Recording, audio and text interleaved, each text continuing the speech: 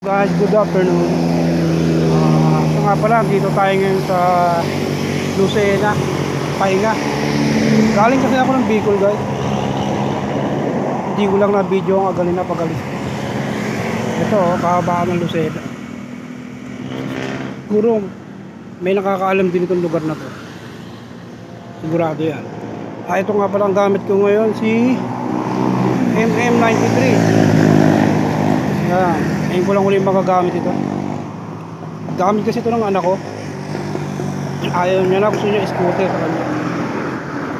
Ay, ito tayo. Yan natin. Sarap pa rin gamitin talaga ni Ares. Sulit. Napakalakas. Alam ko marami rin Ares user na gumagamit ito. Alam nila ang lakas nito.